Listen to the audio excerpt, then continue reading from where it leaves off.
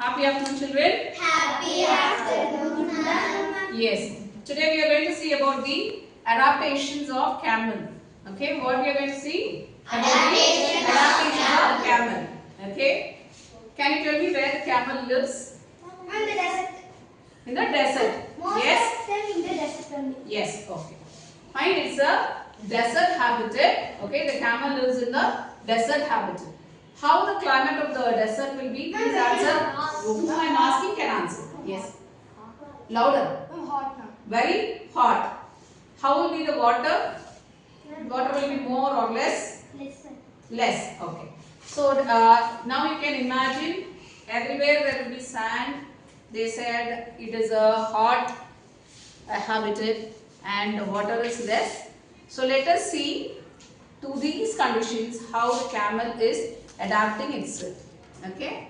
Are we living in a desert? Is Coimbatore a desert? No. In India, where is the desert? Rajasthan. Rajasthan. Yes. Even in day before yesterday we saw camel, right? Yes, ma'am. So now we are going to see how this camel is going to adapt to the conditions that provide the desert. Okay, we are going to see that how it is going to make its living by fighting against all these shortcomings. Okay, let us see. First of all, when you take the camel, okay, it's a very short animal or a taller animal? Tall animal. The first adaptation that we are going to see is about the legs. Okay, they have very long, thin legs. Okay, they have a very long legs. Okay, this will help it to keep away its body from the hot temperature of the sand. Okay, because of the heat, the sand gets heated up.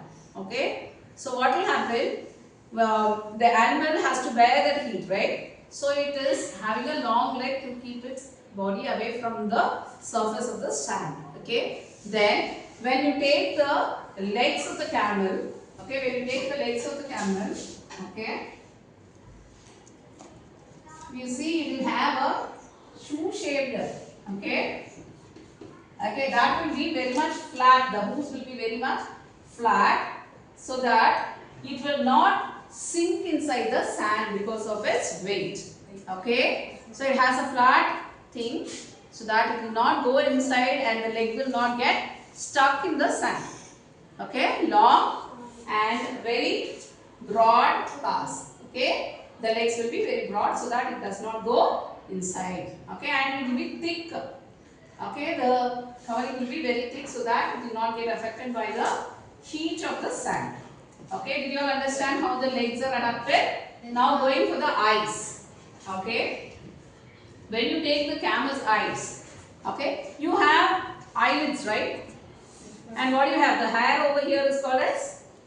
What is it called? Eyelash. Okay, so when you take the camel's eyelash, it will be very long. Okay. So when the sandstorm comes, okay, the dust will not go inside the eyes. It can close it. Okay, it will prevent the sand from entering into its eyes. Okay, because of the long eyelash. Is that clear? Then when you take the nose, yes, when you take the nose, you have nostrils, right? How many nostrils are there in the nose? Two nostrils are there.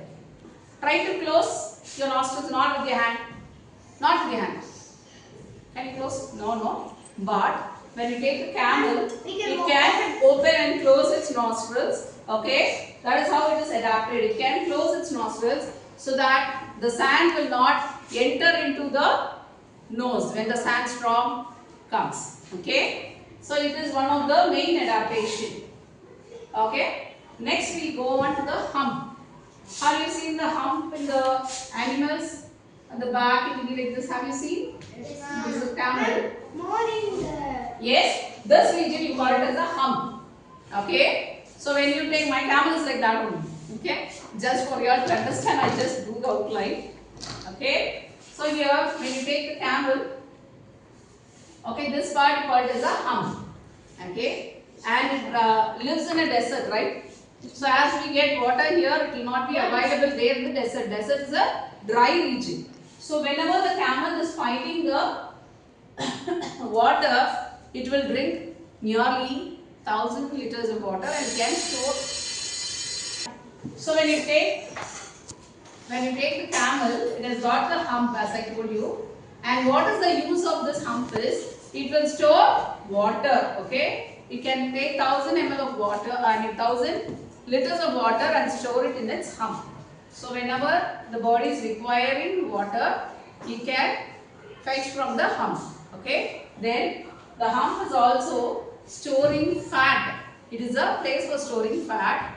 So whenever the camel is not able to find, here only we see many plants, right? But in the desert, the plants will be less. So whenever there is no food for the camel, what will happen is, the camel will utilize the fat that is stored in the hump.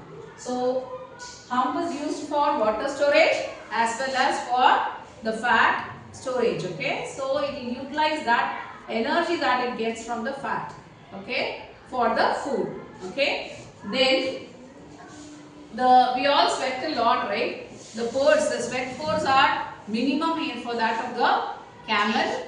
It has got less thin hair that has been on the body, okay. So when you take the adaptations, let us summarize. The legs, long legs, and the the hooves are very broad. Then eyelashes will be long, and when you take the nose, nostrils can open and close, and the hump is used for water storage as well as for the fat storage, okay. And camel can withstand a lot of heat. Its skin is adapted to that.